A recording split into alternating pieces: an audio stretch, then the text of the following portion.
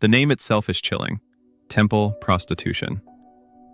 It conjures up exploitation, a veiled religious scandal, a dark secret concealed within the hallowed walls of ancient sanctuaries. When modern historians first encountered the records describing women engaging in sexual acts in service to their deities, they immediately judged the practice through the narrow lens of sin and commerce. Thus, a powerful narrative was born. History's most sacred sites were, at the very same time, the world's first brothels. History, however, is rarely that simple. The concept itself is merely the product of our modern attempt to translate complex spiritual roles into simple, often judgmental, single-word terms. To understand what truly happened, we must set aside our contemporary sense of morality and step back 4 millennia, to a time when the act of creation, the concept of fertility, was the ultimate power. Was this simply a transaction for money? Or was it a cosmic right, essential for ensuring the continuity of the land, the animals, and the people? From the fertile delta of the Euphrates in Mesopotamia to the sun-scorched stones of the legendary Corinthian temples in the Aegean, this ritual spanned countless civilizations and millennia. What we are discussing is more than just a physical act. It was a divine imperative, a legal status, and an action vital for the very survival of society. Who were these women? Were they the most revered priestesses in society? Or were they desperate people sacrificed in the name of the divine? The truth is buried beneath the dust of empires. And tonight, we are going to unearth that truth. Our journey begins in Sumer, the cradle of civilization. Here, in cities like Uruk, the spiritual world was governed by the goddess Inanna, whom the later Babylonians would call Ishtar. Inanna was the divine embodiment of both love and war, but her primary role was fertility. In the Sumerian belief system, all life on Earth was dependent on the sexual union of the celestial powers. The Sumerians directly linked the success of their harvests, the productivity of their land, and the birth of their children to this divine coupling. This belief culminated each year in the ritual known as the Hieros Gamos, or the sacred marriage. This was no random act. It was the most critical, most vital ritual of the year.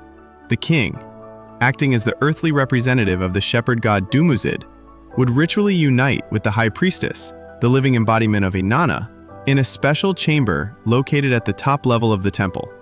This union was a communal act, a cosmic alignment, performed for the survival of the state. The women who took part in this ritual were never viewed as common prostitutes. They were figures of the highest status, often from noble families, performing a sacred duty that ensured the very existence of the city. Their role was not to engage in sexual commerce, but to channel the power of the goddess onto the earth.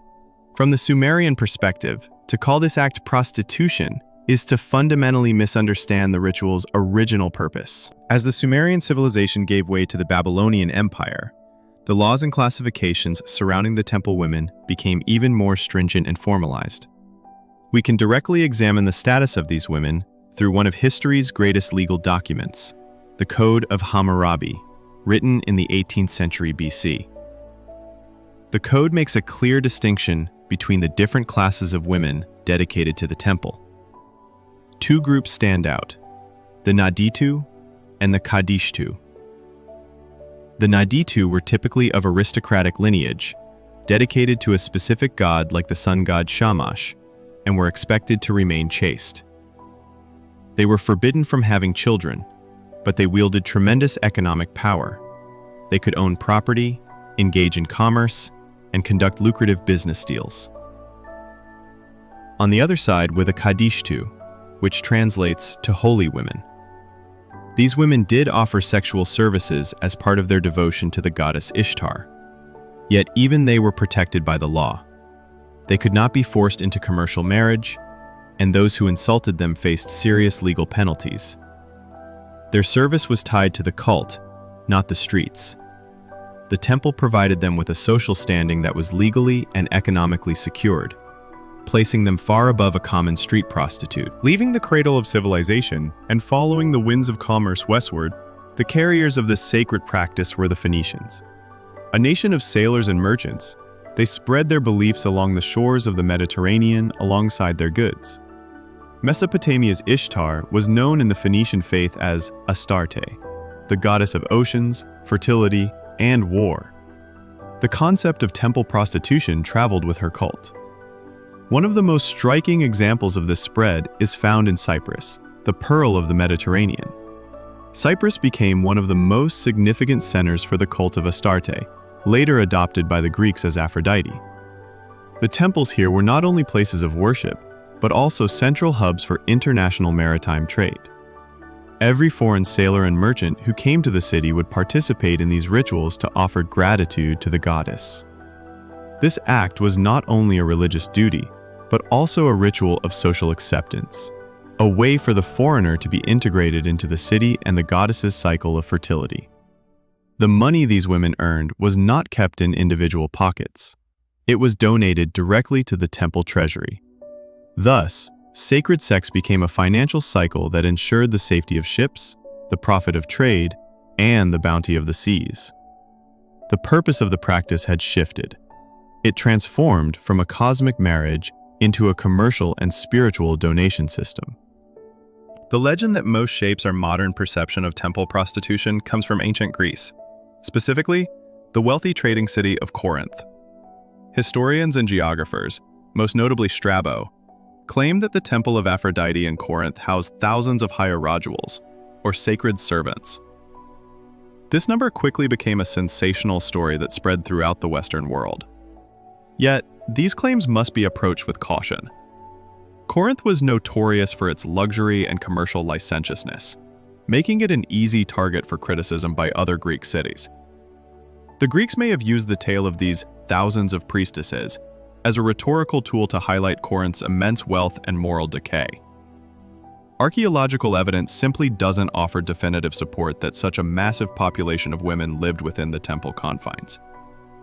We, as modern observers, must question how much the original storytellers projected their own cultural biases. Corinth is where sacred sex morphed into a commercial urban legend. It is the threshold where a religious ritual evolved into a popular scandal narrative. This very exaggeration has led to centuries of misunderstanding on the subject. Understanding the financial logic behind this practice is the key to distinguishing it from modern prostitution. Temple prostitution was not about selling a service for a simple fee. It was a form of sacred taxation collected for the temple itself. When a man was with a holy woman, the money he offered was not her personal income. It was an offering dedicated to the goddess. These donations were vital for maintaining the temple complex, funding the salaries of priests and priestesses, organizing major festivals, and even financing the charity programs managed by the temple. More interestingly, in some regions, this practice provided economic security for the women. Upon completing their service, women could use this accumulated money from the temple as a dowry, securing an advantageous position for themselves in the commercial marriage market. Thus, this act simultaneously fulfilled a religious duty while guaranteeing the woman's future economic autonomy and social status. This complex financial mechanism is the single most important factor separating these women from vulnerable, common sex workers. One of the most vivid, yet most contested accounts from the ancient world comes from the famous Greek historian Herodotus, who lived in the 5th century BC. During his travels to Babylon, Herodotus recorded a custom he saw and heard about. Every woman in Babylon was required to visit the temple of Mylitta, Ishtar, at least once in her life and engage in a sexual act with a foreign man sitting there. Herodotus recounts that the women would sit in the temple, waiting until a man threw a silver coin and invited her outside.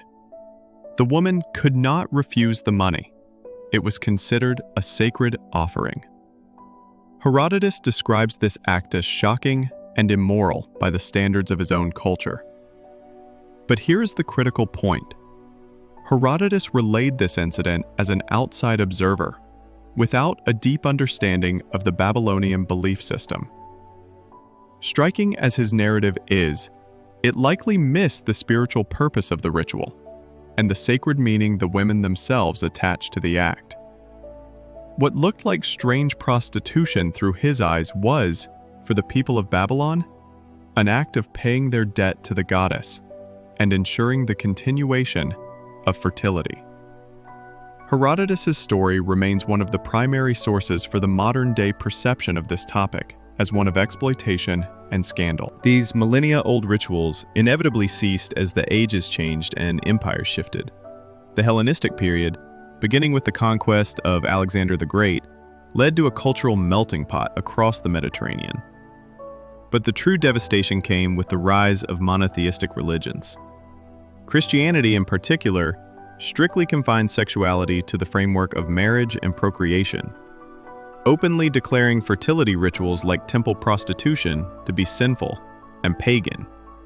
An act once viewed as religious service was now labeled the ultimate moral corruption. With the power and laws of the new faith, the temples were closed, the priestesses were dispersed, and a tradition spanning thousands of years was forcefully brought to an end.